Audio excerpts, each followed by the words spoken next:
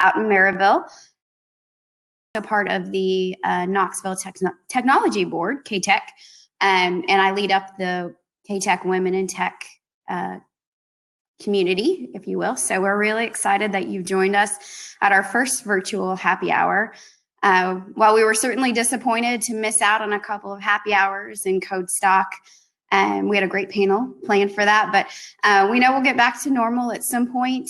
And in the meantime, we will get together however we can with using a great tool and platform like Lunchpool. We are really excited to use this. For those of you that have not experienced it before, I'm sure you're enjoying it as much as I did a couple days ago when I joined my first happy hour, KTech happy hour, using this tool. So again, thank you for joining us. Now I'm going to ask Jessica Teskey to join me up on the stage.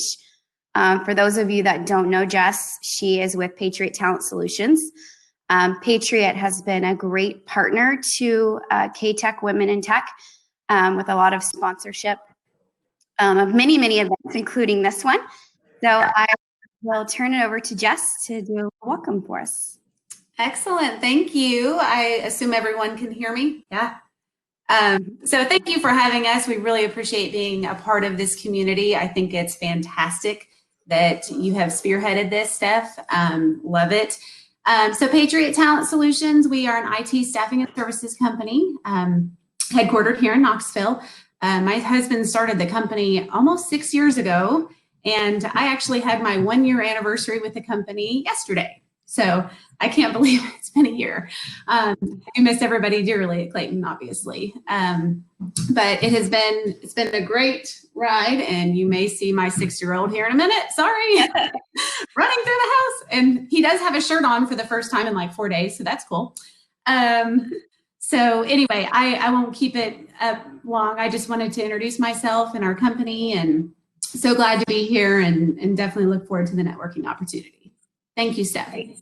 Thanks, Jess. Appreciate it. So before we jump into the event, I do want to give you guys just a couple of announcements. So we're really excited that on our KTech website, which of those of you that have not visited the site yet, it's knoxtech.org. We're really excited because there is now a WIT tab on there, Women in Tech tab. So you can go to that tab to learn more about our different committees and Women in Tech. You can get information about Women in Tech specific events, and you can sign up to be part of the mailing list. So strongly encourage all of you guys to go check it out. Hopefully you're already part of the mailing list, but if not, please join. We would love for you guys to share the link with your friends and peers. Non-women are totally and absolutely welcome to join, so please share. A couple other things that you can share. Recently, we went live with our Facebook page as well as our LinkedIn page for KTech Women in Tech. So we would love for you guys to go search for those. Just search for Knoxville Women in Tech on both of those. We would love for you to follow, like, share, post, all the good things. So please take a look. Again, share with your friends, and we would really appreciate new members and having a greater group of women and anybody really to network with. So, all right, so we're going to go ahead and jump into the event. So you probably saw in the invite that when the planning committee started thinking about how could we plan a Women in Tech happy hour, what kind of things should we talk about, 2 topics really came top of mind to us. One is sharing tips for staying connected with your teams while working remotely. And the second one is leading through uncertainty. So I'm going to ask a few of our KTech Women in Tech committee members to join me on the stage. Terry Anderson, Holly Arms, Rhea Bean, Tracy Hall, Lauren Hughes, and Juliana Presley will be joining me on the stage. We have prepped several questions, about a dozen questions that we can do Q&A on. I know many of you guys are working through the same things that we're working through. I don't know about you guys, but I've learned a lot. in the last month, 6 weeks, a lot about myself, a lot about my team, a lot about the world around us. So I'm sure you guys have too. So we welcome you and ask for you to also share any questions you might have. So there's a chat feature, which Alex spoke about earlier. So we would highly recommend, if you have other questions or want us to dig into anything in more detail, please use that chat feature, and we'll be sure to grab any other questions you guys might have or any other insights any of you would like to share as well. So let's see. Let's make sure we have everybody. I see Terry, I see Holly, I see Rhea, I see Tracy, I see Lauren and Juliana. So we're good to go. Ladies, if you wouldn't mind just taking like 30 seconds just to say your name, what you do, where you're at, and then we'll jump in. So for ease of platform, I'll just call out your name and we'll go from there. So Terry, why don't you kick us off? Okay, sure. Hi, Terry Anderson. I work for Dell Technologies. I live in Nashville, but I cover all of Tennessee, and I spend a lot of time in Knoxville. So Knoxville, Maryville, Blount County, all that whole area. So great to be part of WIT, and I'm looking forward to more of these. And I love this platform. Virtual Lunchable is very cool. I've never seen it before. Thanks, Terry. Holly, you want to go next? Sure. My name's Holly Arms. I work at Clayton. I am the environment manager, trying to get their environment so we get better data and so we can QA and make things just fabulous for our applications and all our users and QAs. Great. Next, we'll go to Juliana. Hi, my name's Juliana Presley, and I'm the People and Culture Manager for Verana Health in Knoxville.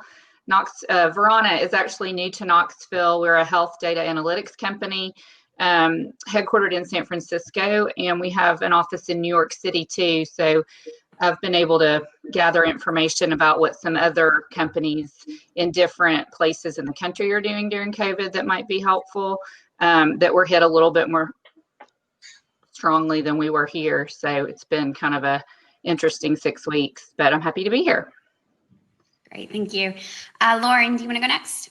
Sure. Hi, everyone. My name is Lauren Hughes. I'm the communications lead for KTech WIT.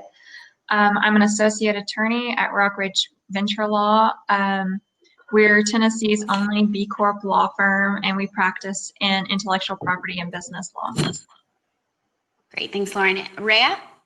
Hi, I'm Rhea Bean. I'm with Clayton, and I'm an ITSM and ITIL service manager, taking care of all those things, and I'm so excited to be here. I love this platform. This is amazing.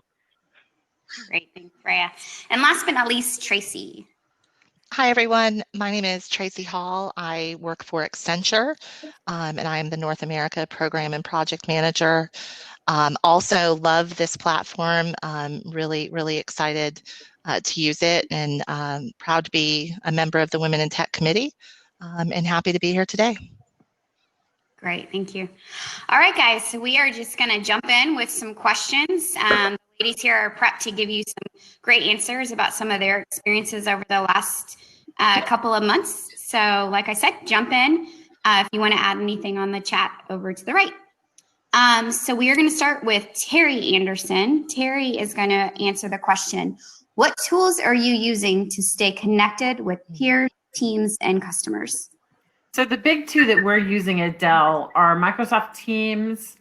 That has been a big shift for us. And then we also use Zoom worldwide. So the two of them together have been great. I know there was some talk about Zoom not being secure, but I think they've acknowledged that a lot of that was because people weren't locking their sessions and didn't have lobby area waiting rooms and things like that. So we found it to be really secure so far. And then Microsoft Teams has been great just because you can share files and everybody can, add their content and save. We can do chats via Microsoft Teams. You can also do kind of like a Zoom feature through Teams. So it's really allowed a lot of collaboration that we weren't using when we were all traveling and on the road. So it's been nice. And I would say those are the big two. Personally, I've been using House Party. I don't know if y'all have found House Party yet, but as far as talking to friends and family. It's been very cool. Not only can you have 8 people chatting at one time, but you can play trivia games and, all kinds of games on there that just make for a fun evening with family and friends. So check it out if you haven't already. Very good. I'm definitely going to look into that. We attempted to do a Zoom birthday party for my 13-year-old, and that was a little bit of a mistake. It was a little bit of a cluster. Trying to get 24 people to sing happy birthday on Zoom. It was not pretty. Yeah. It was not pretty well. Well, House Party only holds 8, but I find it to be very user-friendly and kind of fun, because if you log in and you see that other people are chatting, unless they've locked their room, you can go, oh, my 2 sisters are talking. I'm going to, jump in and talk with them. And so you can do things like that. If you're bored, I live alone, so it's kind of nice. If I'm bored, I can look on there and just see if there's somebody, available to talk to. So really cool. That's awesome. I'm definitely writing that down. Thanks for the tip. Yeah, no kidding. Very good. So we'll go on to the next question. So this one is going to be for Juliana. So Juliana, what have you learned about the personalities of your teams and peers through this process? Well, I think going back to kind of the platforms, we're using Slack more, I would say, for personal building relationships that way than we were. We were using Slack a lot, prior to working from home, but we've created some channels that enable people to just talk about social stuff, more. One of them is just called "Where Are You" in Verona. So because people are, spread out all over the country, people will put pictures of like different walks that they're going on, or different recipes, like personal stuff versus work related. And I think that's helped get to people's personality, get to know them a little bit better, not so much work related stuff. So that's kind of one way we've used like a platform to do that. And I see those channels being very busy, and, it's helped me to really get to know people joining the company kind of right before this all happened. It's helped me to be able to build relationships on like a more personal level with people, even though, it's work and not personal relationships. I think too, another thing that's happened, I don't know if you all have seen this happen, but I find that you need to allow more time, like for stand-ups and, meetings that are scheduled that are usually quick. It seems like if you can allow a little bit more time for people to kind of connect through those kind of meetings, it's a kind of a smart way to manage relationships through this. Because if you think about it, people are not having those coffee breaks or those break room conversations or just hallway conversations because they're not at work.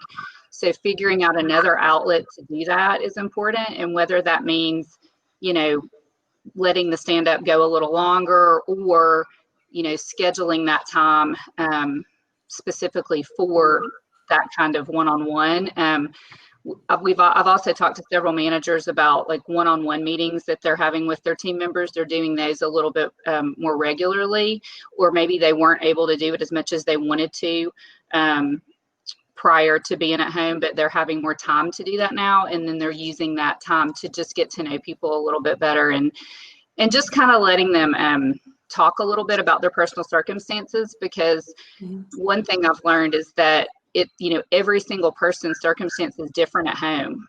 And I think as a manager or as a team member, it's important to know what's going on around, or for you to understand what your team members are going through at home. I mean, in some cases, everything's fine. And in other cases, it can be really stressful if you've got 2 parents working and young ones at home that they're trying to teach, and it's just an adjustment. So those are a few things that, I found that are good to keep in mind. And I think as we work from home longer, it kind of depends on your company and how they're going to move going forward.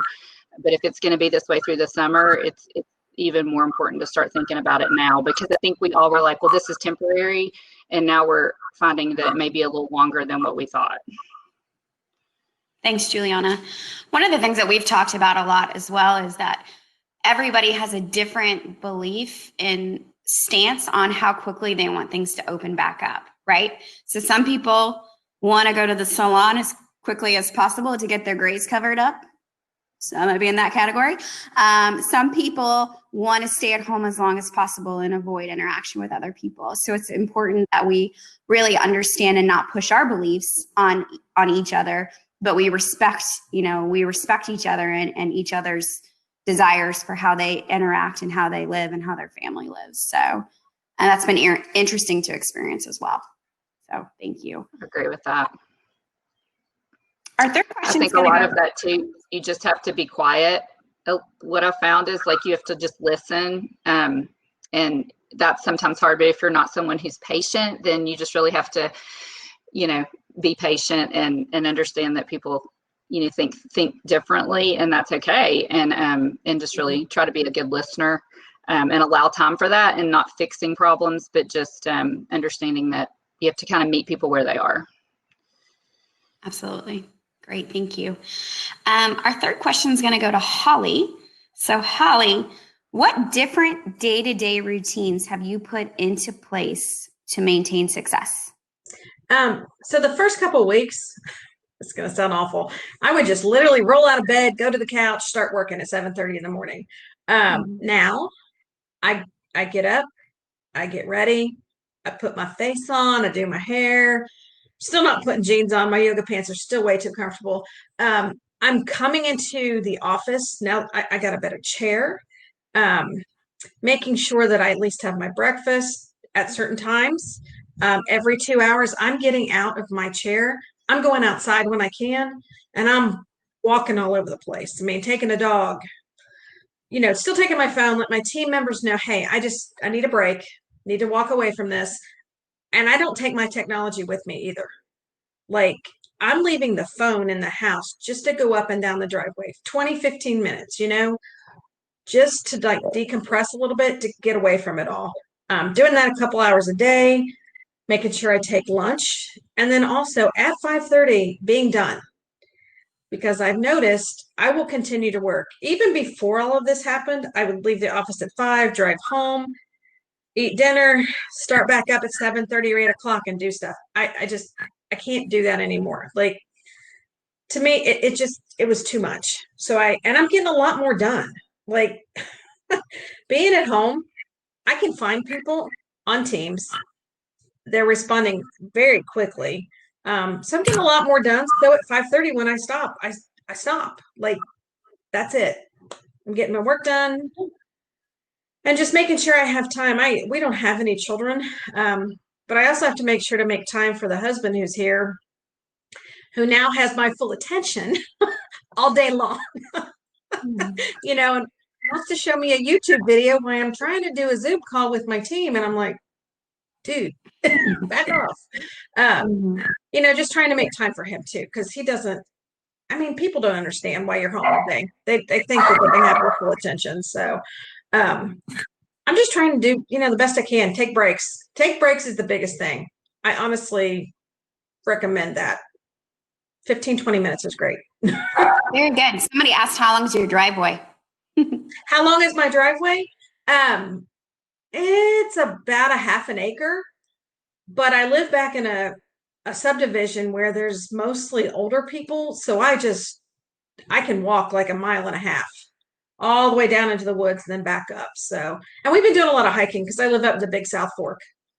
You don't see anybody in the Big South Fork. Nobody's there. So it's pretty amazing. It's been great. Very good. I love all the comments. For those of you guys looking at comments about the makeup and getting a break from makeup, that's fantastic. I'm with you. My struggle is going to be getting out of these yoga pants. I'm with you 100%. Like, I don't even know if my jeans will fit anymore. Like, it's going to be a real challenge. It'll be interesting. Well, I put a pair on today. I haven't had a pair on in 7 weeks. And I thought, oh, please, Lord, let these fit. I don't know if they're going to fit. They're fine. I'm good. So all good. Good for you. That's awesome. Very, very good. Thank you, Holly. Okay, we're going to go on to question number 4. This one's for Tracy. Tracy, what activities do you use to stay engaged with your teams with the lack of face-to-face, like physical face-to-face interaction?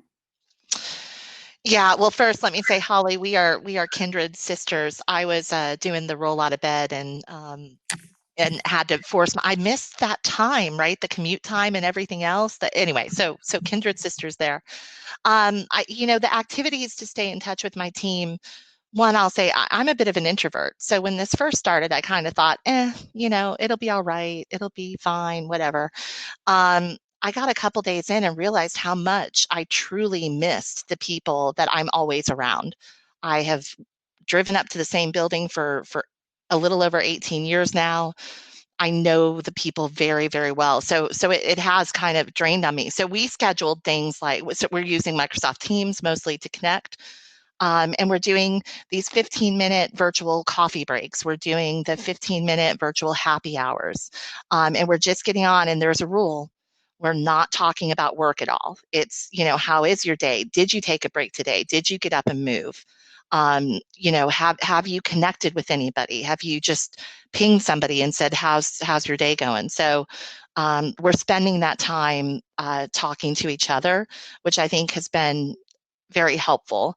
And then the other thing that I'll say, if you're using Microsoft Teams, there's the whiteboard, there's a lot of other Mural and Whitespace, there's other kind of software that you can use out there that does this stuff, but we're playing tic-tac-toe on whiteboard on Teams just to get together and spend a few minutes outside of this work piece and connecting with each other as humans and talking through what's going on. So for us, really, it's similar things like this, right? It's the happy hours, but it's intentional, and that's what I think is important. You've got to schedule the time, because I can tell you all I want starting at 8:30 in the morning. Oh, I'll connect with you sometime today. And then it's 5:30 and I am, Holly, I told you, kindred spirits. I'm shutting down at 5:30 because I'm forcing myself to do it and I haven't talked to anybody. So the intentionality, I think, is what has made it work. Good. Thank you, Tracy. I know that's been a fun part of a lot of companies and groups, is trying to find different ways to engage and have fun.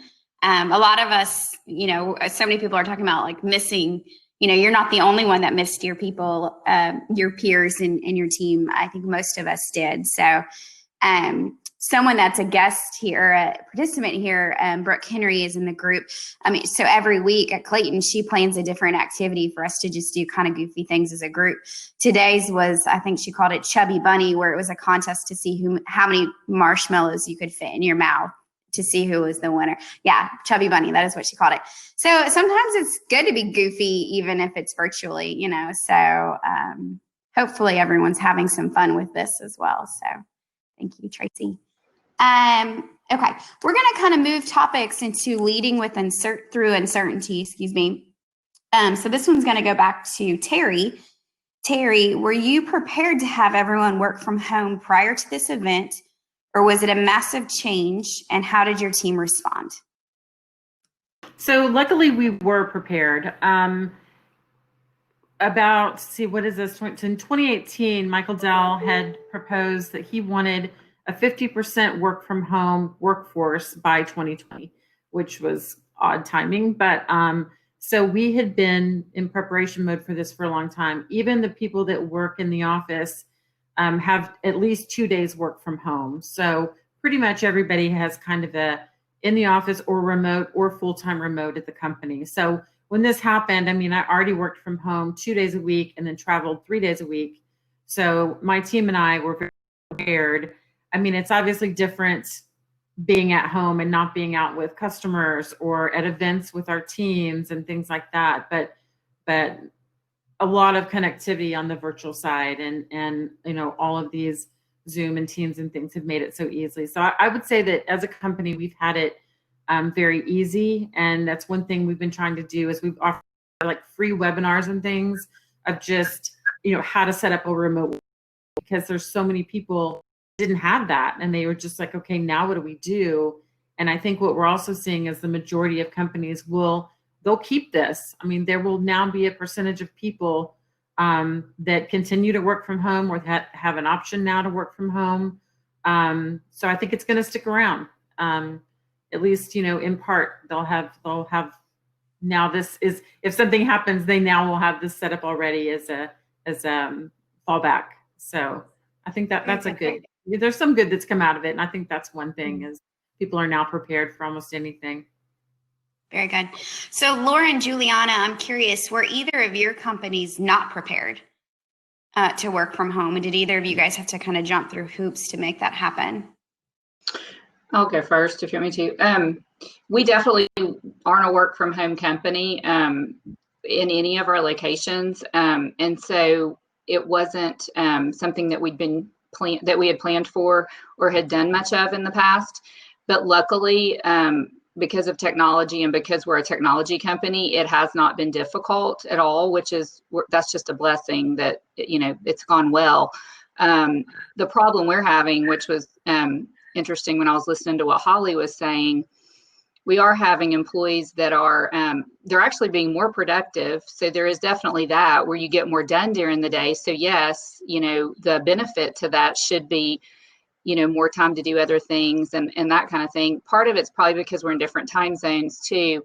But we're having employees asking things like, and maybe you could talk about this, Terry, if you all plan around this because you were telecommuting or had a plan for that. But they're asking for like, can we schedule certain days where there are no meetings? Like, could we have like a, no meeting Wednesday or something like that? Because what we're struggling with is that I think we went overboard because we were so nervous that we weren't going to be connected like we were when we were all in the offices. And so we're Zoom crazy. Like there's Zoom meetings all day. And therefore it's like people are saying, when do we have time to work?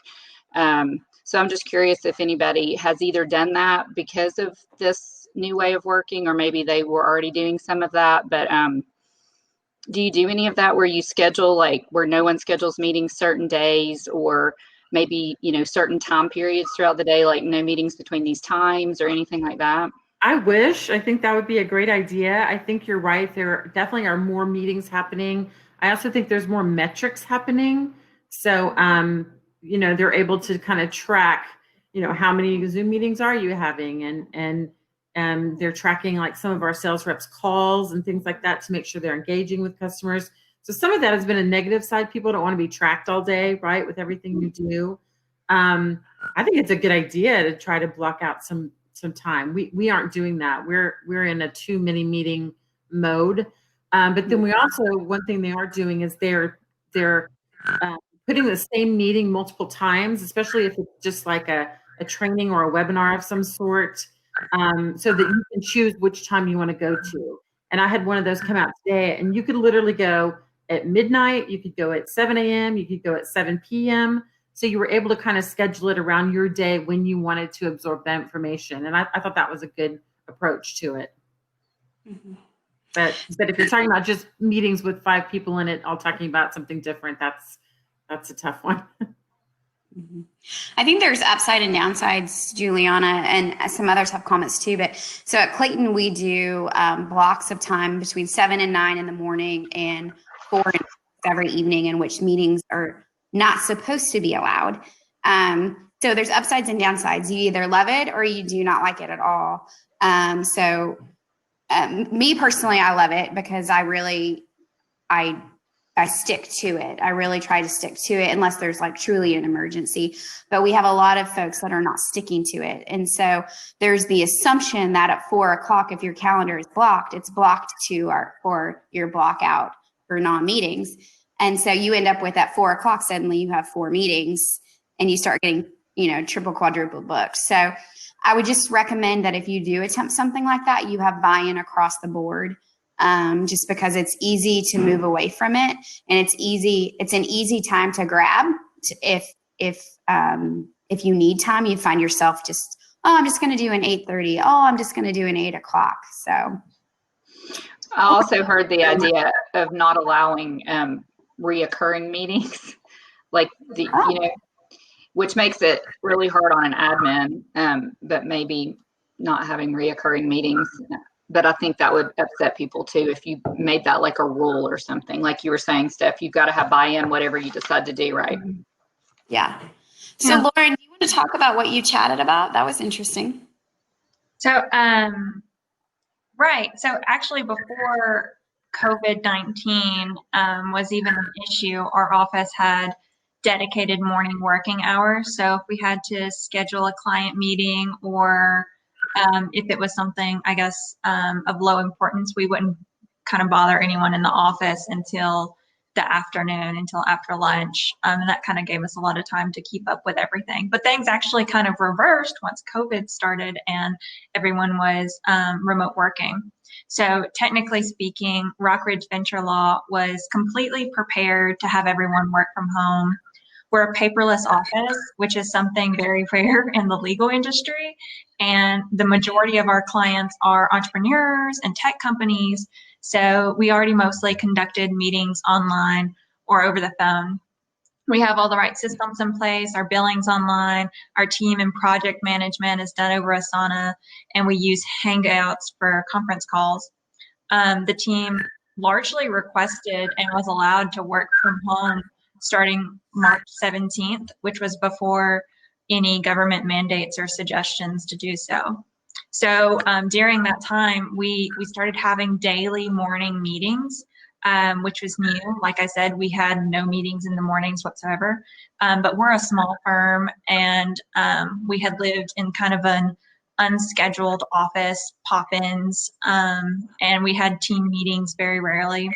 I think our morning meetings while we were working at home was more for support and world updates rather than productivity or watchdog efforts. So it worked out really well for us. We're actually back, well, some of us are back in the office right now. I started back at the office last Monday, so. Okay, very good. So you don't have a glass of wine on your desk, or do you? No, I'm with tea right now, so. Okay, all right, sounds good. I was gonna say, if you have a glass of wine on your desk, if you're hiring. There's actually a whiskey cabinet in our office, so. How many people are in your office, Lauren, and are you comfortable being back there? Just curious. No, I am comfortable. Actually, I took some Clorox bleach wipes and wiped down all the door handles and light switches today after the mailman came in. So that was kind of some aggressive cleaning on my part. But we have, I'm sorry, we've recently been hiring. So I have to recount. We have like, I mean, like how many are in at one time? How many are in the office at one time with you? Oh, at one time we have 2 to 3. So not okay. That's what I was asking. Like, not all 100 are there with you. That would unnerve me, I think, right now. No, a lot of people are still home just because of childcare. Yeah. Good. Thank you, guys. So I'm going to switch over to Rhea now. We're going a little out of order on questions. So Rhea, did anything surprise you on how your company, our company, handled the situation that you'd want to share with the group? The situation being COVID-19 and us all moving to work from home. Yeah, I have to say the thing that surprised me most is, when you join a company, everybody has their place, everybody has their role, position, we wear many hats. But what surprised me about our response at Clayton was it was like a goal or a mission statement. We are going to get everybody safe and get them home and get them working and get them capable to do their job. And so when that mission statement, for lack of a better word, came out, people's roles, people's what they do just kind of got put on the table. It was just like, all right, this is our new mission. And you saw people step out and do things that just, I know I get feedback back being on the service desk. I kind of monitor and watch over our service desk guys, and I'll look over some of the tickets that came in during that time. And one of the resounding themes was they love that it was like a brand. It was like we had tech and they had our back. It wasn't, we had my business unit's tech support or we had corporate tech support. It was just, we had tech. And I mean, I'm going to speak a little bit to Steph. I mean, she is a phenomenal leader. And as our CIO, she's there handing out hardware. Like, she's like, thank you, here you go. Here's a, device, here's hardware. And I actually had feedback come back to me saying, when they saw that and they saw certain areas where, our HR, leader was also handing out hardware, they realized it didn't matter. We were like one force and one vision trying to help everybody get out, and to me, that was surprising, just the way we kind of mobilized around that. And what was even more surprising is the way it was perceived by the people that we support and the people that we, service, our team members. I mean, and they were just taken aback by the willingness of everybody to help out, how, and of course in that, you don't want to say it was organized chaos. It was a little chaotic, but it was organized chaos. So they were extending grace, we were extending grace, they met us halfway, and then when they came in and saw who was actually supporting them, they were incredibly humbled. They said that it means a lot more. It's one thing to talk the talk, it's another thing to see it in action, and so when they saw that level of action and where roles and positions had no boundaries, we were just trying to get the job done, they said that meant so much to them. So that would be the most surprising thing for me. Great. Thanks, Raya. And I promise I did not set that up. I had no idea what her answer was going to be. A little bit embarrassed now. Let's see. Lauren, Tracy, either of you guys want to add to that? Anything surprising with how you're... Sure. One thing that I already mentioned. So one thing that RVL did that I don't see many businesses doing right now is that it started hiring. We have a new paralegal and a PR intern. I think adding new people definitely created some positivity for the firm. So many people are out of a job and a lot of graduates are feeling pretty hopeless. I was glad to see that we reached out to bring some people in. One thing that we did, although I'm not too surprised that we did it, is that we started doing a lot of webinars. Everyone at the firm was really involved in the community already and hosting webinars of how to get PPP funding and what to do about breached contracts because of COVID was a way for us to give back and help out a lot of people needing legal counsel. We also created a very cool resource page for COVID-19, which covers a lot more material than I've seen other people put out. It makes me really glad to be a part of this firm, but it also ties into our B Corp mission of building today's companies for tomorrow's economy. And I think for me, one of the things, and surprise is an interesting term for it, but Accenture is a professional services firm, and you throw that professional word out there, right? And so when we're having calls with clients or even internally having meetings with each other, when we all shifted to home and all of a sudden everybody's kids are home and pets and everything else that we're dealing with in the home environment, old school, that's what I'm going to call it instead of just old. But I'm of a generation where the idea that my daughter would walk in the room when I'm on a call or the dog would bark, it's like, oh, mute real quick, and I'm nervous. And what I really appreciate about what Accenture did is immediately from our CEO down, the communications were out that were like, you know what, if you're on a call and your kid walks in the room, that's life right now. If the dog barks, it's okay. Clients understand, people understand. And it was just, it was surprising, right? It was nice and it was refreshing to not have. I was on a call today and my cat jumped up on the back of my chair and my boss went, oh my God, I think your cat just landed on your head. And I'm like, yeah, that's happening right now. There you go. I see a puppy in the video. But for me, it was just really refreshing for everybody to hear that message from our senior leadership of, listen, we get it. You're at home with everything else and don't worry about how it looks to people. So that was a good surprise. So I'm not seeing stuff here. Yeah. So we'll just move on to the next question. Raina, this one's for you. Has having your staff work remotely changed your opinion on remote work, productivity, or capability? I never really thought much about remote working because I never worked remote, to be frank. I've always had a corporate office somewhere to go to, a desk somewhere. But, I always associated those that work remotely with having good capabilities. Like we talked about tools, we have Teams, we have Zoom, we have a platform or a mechanism to do that work. And I know someone brought up metrics. Most of the teams and things that I manage, we have metrics and we can see productivity because there are a lot of task-based work. But then there's a lot of what I like to call intellectual creativity work. Where it's not so much task-based, you're creating, you're organizing, and you're creating, and you're fulfilling an area or a void in the company or in a service, that's not demonstratable by I made a widget, my widget is done for today. I think that's the space that we were feeling our way through to see, are we losing our productivity? Are we losing our capability there? Because I don't have, like I do on the service desk, a widget ratio. Like, you made 10 widgets before we were remote, you did 10 widgets today, that. And I think that it falls back into my perception of trusting, trusting the team and knowing what the expectations are, what the end goal is, and what we're trying to deliver. And if you have a team that's very self-motivated, self-driven, and they have the capabilities, one, to get what they need to get done, and they have the expectation and the metrics behind to say, at some point we're going to have to see that widget. I think that translates either if you're working at the office or working remotely. It's when you're missing one of those pieces, I think that's where it kind of breaks down.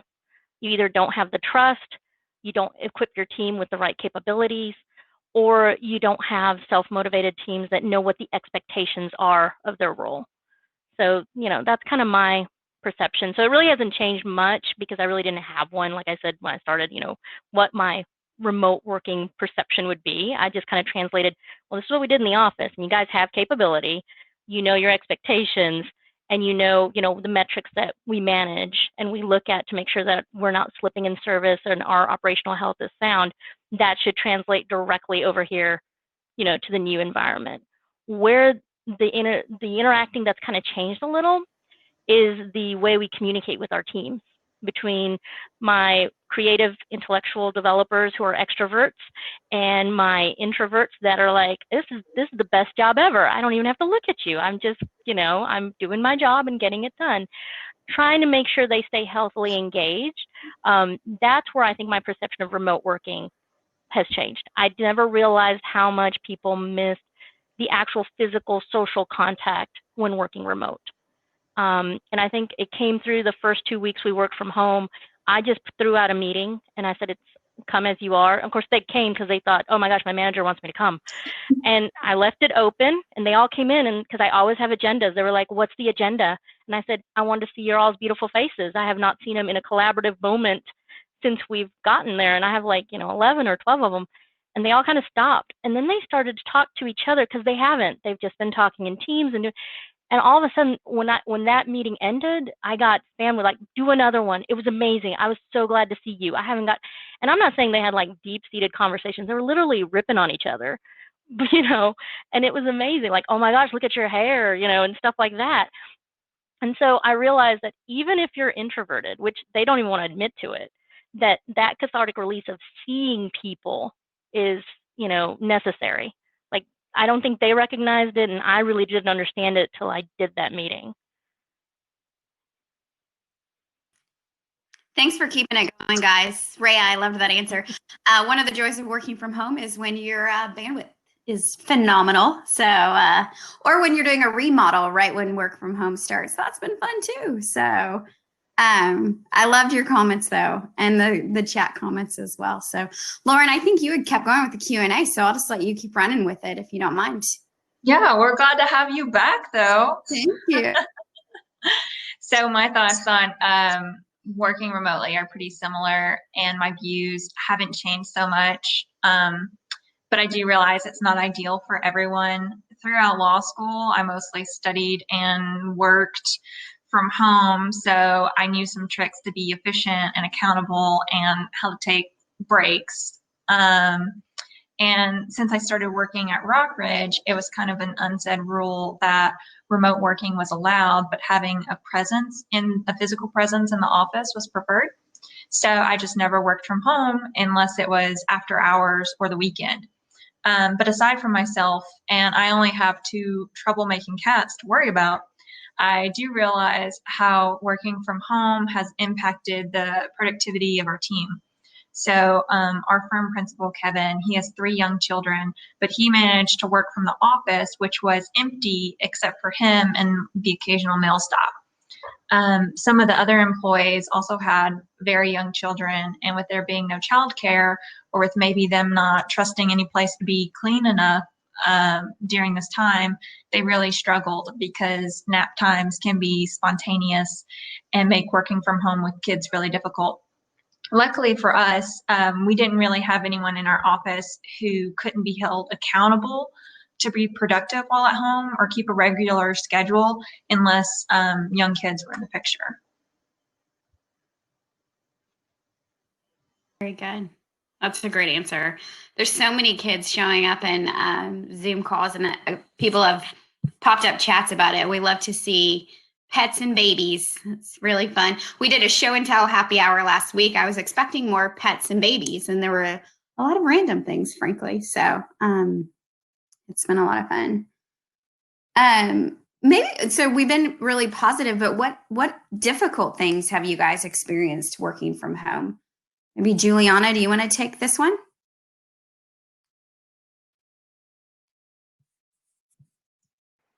Yeah, I think we have had even some of our employees, because I think we weren't used to working from home, and we do have some younger employees, especially in the Knoxville office, that really did depend on that camaraderie because they didn't have like kids at home. Some of them were single. After the first week or two, we've actually had some employees that really were missing that camaraderie and kind of struggling with working from home. And so some of the things we've talked about, and we actually had a manager's meeting about this, like a little training that was kind of interesting, I thought, about how in times of uncertainty, how you have to weigh like threat and safety, and how when there's, quite a bit of threat out there, which during this, COVID thing, there's definitely different levels of it, how it's really important to try to create a safe place as much as you can from, because some people don't feel safe at home, like especially people who, have family members that are, they're compromised, or, they're worried about their loved ones and things like that. And so we've tried to, and I think our CEO's done a really great job of trying to be as transparent as possible. And so even, in our company's not huge, but it's not small. So I think you can relate to this whether you work for a small company or a larger company, and you can take it down to a team level if you're a manager or even if you're a team member. But, trying to ask questions, and if you're a manager especially, relate to your team as much as you can about what's going on with the company as far as talking about transparency, financials, if there are ideas about pivoting certain markets, or just whatever, that the company can do to try to create as little threat and as much safety as possible around the business side. Because again, the threat is there from your work perspective, but it's also could be there depending on what your home situation may be. And again, we probably had more of that because my boss had COVID and was, sick for a good 2 weeks, and we had staff members that were sick. So, I've learned that, and I think it's true that as transparent as the managers can be about what's going on, and just being open and kind of honest, and going back to trust with what Rhea was talking about, that's been really important during all this uncertainty. Very good. Thank you. Those are really good comments. I think a lot of us are dealing with the same things. Trust is huge right now. So 100% agree. One question I hadn't really prepped you guys with, but I think it's top of mind right now with the Tennessee pledge and the order changes in Knox County and things like that. Are your companies prepping to come back to the office? How are your team members responding to that, and how are you doing it in a safe way? So I would just kind of open that up to anybody that would want to chat about that. I can go really quick since my mic's already off. I was really anxious to try to go back to work because I felt like Knoxville, we were not hit as hard as some other parts of the country. And we were hearing, that we would maybe start to go gradually back this week and things like that. And I thought that our staff, because of some of the things I just mentioned, there were young people who were missing that camaraderie and those kind of things. I thought that we would start to stagger back in, and we immediately got, as soon as that was even mentioned, there was, pushback. And I think that's because of people being very nervous. So it's almost like you say one thing, but really when it comes, then you don't really feel that way. And I think that's really normal right now. but we have a chief medical officer on staff that he's in Raleigh, so he's not, in New York or San Francisco, but he's in the Southeast. But he quickly made a recommendation that we wouldn't do anything until June 1st in any of our offices. So I honestly think, even though that wasn't kind of the answer I wanted, at the same time it kind of relieved a lot of just stress because if you go back, there's so many things you have to consider. So we're not going back until June 1st. So yeah, and I'll add, situation is very similar. There is the people that want to go back, but Accenture as a company is taking a very conservative stance.